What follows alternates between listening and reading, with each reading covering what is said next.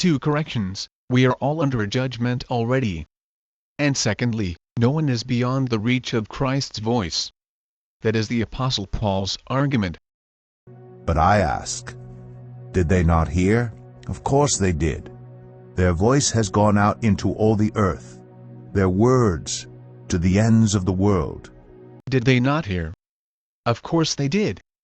The problem is that, one way or another, we have heard the voice of the cosmic and eternal Christ, and in refusing the light, we are in darkness.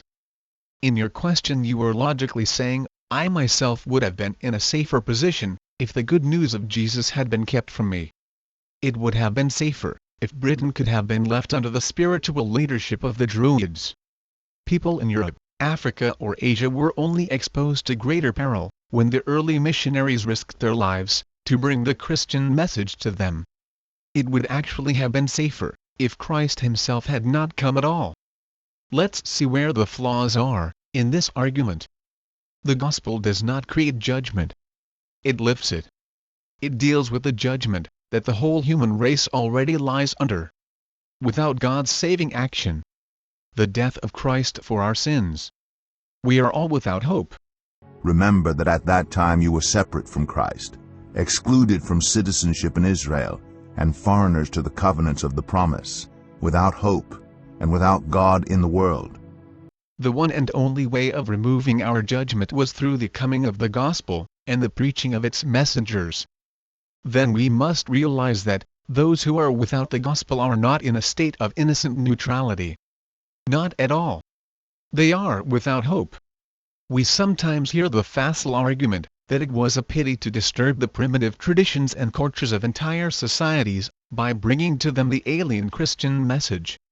The assumption is that these societies were happy, and contented in a paradise of their own, but it never was paradise. Missionaries have often been criticized for going into Africa along the route carved out by the railways and commercial agencies of the British Empire. But in point of fact it was the missionaries, who held the key to the eventual freeing of the Africans from the all-dominating colonial interests. This was argued by the BBC documentary historian Jeremy Murray Brown. Their message implied freedom from the ignorance of past centuries, freedom from the thraldom of malign spirits, freedom from the barriers to human progress imposed by tribal custom, freedom from the restraint on social and economic life requited by untamed natural forces. Such a liberation of men's spirits must finally lead to a demand for personal and political freedom. The missionary gospel carried within it the seeds of decay to the imperial order itself. The implication of all this is that you and I ought to take up our missionary responsibilities to others immediately. There is no time to lose. If there had been any other way, outside of the gospel, by which humanity could have been made safe, Jesus would never have come to die for us.